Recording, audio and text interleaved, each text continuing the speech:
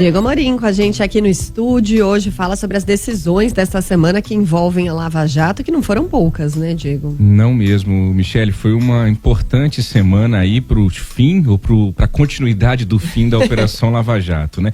Falar de Lava Jato é sempre um assunto muito sensível, mexe com as paixões de todos nós, de um lado, de outro. Tudo que eu falar aqui vai ser visto a depender da ótica da pessoa que está ouvindo, da interpretação muitas vezes já pré-estabelecida dela, sobre o que foi, sobre o que se tornou, sobre o que é a Operação Lava Jato. Eu poderia ter tocado nesse assunto ontem, mas deixei para fazer esse comentário hoje. Quem acompanha já o jornalismo da Nova Brasil FM sabe que eu costumo, às vezes acontece no calor do momento, eu espero ali 2 dias para apacentar esse assunto e a gente falar dele. Vamos lá, primeiro, um pouco de memória. A gente tem a memória muito curta, né, Michele Nonato? As coisas acontecem na vida política brasileira e a gente já está olhando para o hoje, sem olhar um pouquinho para o ontem. A Lava Jato, ela nasceu de uma investigação inicialmente envolvendo doleiros do Paraná, por isso que ela nasceu em Curitiba, na 13ª Vara Federal de Curitiba. Essa investigação chegou a um doleiro que atuava em lavagem de dinheiro em um posto de combustíveis lá em Brasília, por isso o nome da Operação Lava Jato, e a partir daquela investigação foi se puxando o novelo até se chegar num grande esquema que envolvia partidos políticos, grandes empreiteiras, empresários poderosos e a maior estatal do Brasil, que é a Petrobras. O Brasil inteiro, naquele momento e nos anos iniciais da Operação Lava Jato, talvez com alguma ou outra exceção, se encheu de alguma esperança e apoiou a Lava Jato, porque era algo inédito. Nunca antes na história desse país, para usar uma frase do presidente Lula, se imaginou ver grandes empresários, muita gente poderosa sendo presa, sendo investigada, confessando crimes. Isso foi o início, digamos assim, da Lava Jato. Eu estou fazendo aqui um resumo quase que dentro do tempo da rádio, mas só para a gente entender um pouquinho de tudo que aconteceu nessa semana em Brasília com essas decisões do Supremo Tribunal Federal. Um fato muito marcante, que talvez seja ali um ponto de inflexão da Lava Jato, foi a prisão do Lula. É um marco a partir da condenação por corrupção e lavagem de dinheiro que viriam a ser anuladas e que resultaria na soltura do Lula, na sua candidatura e na sua volta ao poder. Mas antes disso, até, já começava a surgir a visão de que a Lava Jato tinha escolhido um lado do espectro político e ideológico brasileiro. Embora políticos de outros partidos, não somente do Partido dos Trabalhadores, também tivessem sido presos e condenados, mas a prisão do Lula fortalece essa percepção de que a Lava Jato era um grupo criado com fins políticos. Depois disso, a história conta pra gente, houve a implosão da Lava Jato. Por que a Lava Jato implodiu? Eu trouxe aqui, trago aqui algumas das possibilidades, e aí você ouvinte vai lembrando junto comigo. Começa a surgir um ódio à dupla Sérgio Moro, então juiz da Lava Jato, Deltan Dallagnol, então chefe do Ministério Público na época da Lava Jato, são colocados como agentes de um conluio e até mesmo da prática de crimes durante essa operação. Talvez pela reação do sistema, assim como aconteceu com a Operação Mãos Limpas na Itália, essa comparação se faz com muita facilidade. Talvez porque as investigações começaram a chegar perto do judiciário, que era até então e é ainda um poder praticamente intocável.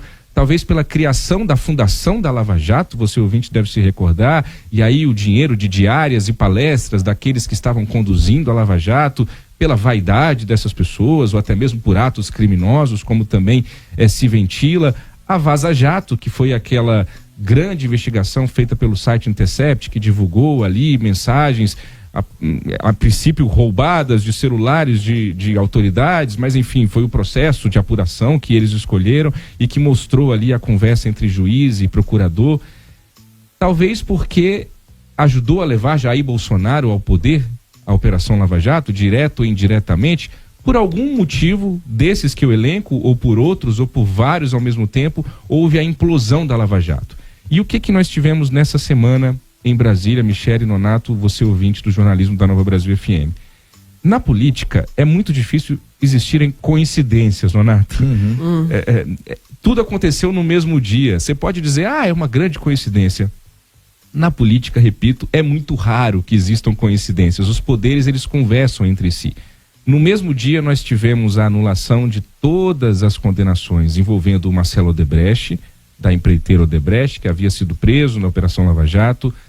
Nós tivemos a anulação de uma condenação por prescrição do José Disseu, que já se fala agora em voltar a se candidatar. Também teve Renan Calheiros, Romero Jucá, ex-senadores que também tiveram condenações anuladas. E no mesmo dia, o Tribunal Superior Eleitoral, o TSE, não o STF, salva o Sérgio Moro de uma cassação de mandato. Sérgio Moro, o ex-juiz da Lava Jato, que hoje é senador pela União Brasil do Paraná. Tudo isso estava precificado, né, usando uma linguagem do termo financeiro, já estava na conta. E para concluir, por que eu trago essa história toda hoje da Lava Jato, de memória dos tempos áureos, da decadência, do que pode ter levado ao fim da Lava Jato, para fazer uma reflexão com você, ouvinte, diante desses fatos recentes e novos, dessas novas anulações de condenações. O entendimento que se tem e que se passa para a sociedade, Michele Nonato, é de que tudo que foi feito na Lava Jato não vale. Tudo que foi feito. Pelo método, pela forma, pelo caminho, pelas intenções ou supostas intenções, o entendimento que existe hoje no Supremo Tribunal Federal é de que tudo que a Lava Jato fez não tem valor algum, rasga-se e joga no lixo. Esse ponto é verdadeiro? Ainda em sendo assim, o chamado brasileiro médio, ele sente falta de uma maior explicação, no meu entender. E aqui entra o meu comentário final. Peraí, Sérgio Moro e Deltan Dallagnol, então, são monstros, são criminosos, tudo que a Lava Jato fez foi com um viés político, foi um conluio, houve até mesmo cometimento de crimes para se chegar a essas investigações. Isso eu estou aqui tratando dessa avaliação. Mas nós tivemos mais de bilhões de reais de dinheiros que foram devolvidos, crimes que foram confessados, antes mesmo de se falar em delações sobre pressão, imagens que foram divulgadas, mensagens que foram divulgadas, anotações que foram divulgadas, nada disso foram convicções, não. São provas, são coisas que o Brasil inteiro viu. Eu tive a oportunidade de acompanhar praticamente todas as delações premiadas, virava à noite ouvindo as delações premiadas. Sistema que foi criado dentro de uma empreiteira justamente para organizar o pagamento de propina, transações que foram confirmadas, contas no exterior que foram descobertas, identificadas e provadas. A investigação, talvez com todos esses métodos errados e até mesmo criminosos, não estou aqui tirando essa possibilidade mas a investigação chegou no caminho do dinheiro. E tudo isso vai para o lixo pelo método. Eu não estou fazendo aqui nenhum comentário jurídico, mas talvez caiba uma explicação maior para os brasileiros. Olha, tudo que foi feito pela Lava Jato não vale, tá? Tá tudo no lixo. Mas nenhuma palavrinha sobre esses fatos e a corrupção que foi desvendada, por que não? Eu finalizo mesmo com uma analogia, talvez a mais boba possível, mas várias analogias poderiam ser feitas e caberiam aqui, Nonato e Michele, mas é a seguinte: existe um dilema no jornalismo que é se as câmeras escondidas podem ou não ser usadas, né? Um jornalismo, a gente aprende isso nas aulas de ética lá da Faculdade de Jornalismo. Se coloca uma câmera escondida num repórter para constatar que pessoas estão no corredor de um hospital, certo? De um hospital público, as pessoas estão morrendo no corredor. Se você ligar para a assessoria de imprensa e dizer, olha, o Nonato da Nova Brasil está indo aí para averiguar essa informação, eles vão tirar essas pessoas do corredor. Se você vai com uma câmera escondida, você vai constatar aquilo, por isso que existe esse dilema ético. Muito bem. Imagina se isso acontece e se constata. Tem lá as imagens das pessoas morrendo no corredor daquele hospital. Depois se conclui na investigação jurídica, e aí eu não sou jurista, mas lá na investigação jurídica, de que aquela câmera escondida foi um crime, que não poderia ter sido utilizada, que não poderia acontecer aquilo, e aí você anula todas aquelas imagens que foram desvendadas de pessoas morrendo no corredor do hospital. É uma analogia boba, eu sei que é boba.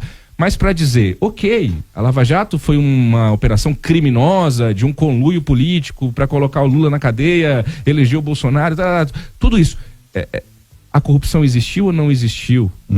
Invalida tudo isso? Talvez do ponto de vista jurídico, sim. Mas essa reflexão, depois que as paixões passarem e que tudo se apacentar de novo, nós vamos ter que fazer em algum momento essa reflexão. A corrupção existiu? E aí? O caminho para se levar à constatação dessa corrupção foi torto, então a corrupção também é torta e ela deixa de existir por isso? Repito, para o brasileiro, estou pensando aqui no nosso ouvinte, talvez para o jurista isso seja muito fácil de entender. Não, claro, as provas todas vão para o lixo, os fatos todos vão para o lixo. Mas para o brasileiro, para o cidadão, para a dona Maria, para o seu José, para eu, para mim, essa explicação um dia vai precisar ser dada de maneira um pouco mais clara. É o meu comentário de hoje, Michele Nonato. E é uma pena, porque na época se falava muito, né, que a Lava Jato, assim, era um Brasil que deu certo, né, agora vai, a gente vai conseguir desvendar tudo isso, e aí, devido a esses caminhos tortos, acabou que ficou por isso mesmo, e foi gasto muito dinheiro nosso em todas essas operações. Na operação, né? Na operação, E fora principalmente. que a empreiteira citada pelo Diego também aprontou em outros países e a dupla de Curitiba não estava lá. Tem mais essa. Muito bem, obrigada, Diego Amorim, mais uma vez. Até amanhã. Até amanhã. Até amanhã. Amanhã tem resumo musical. Ao vivo, Vocês vão né? cantar Ao vivo junto aqui comigo. no estúdio. Mas não tem delay, dá pra cantar junto. 7h24.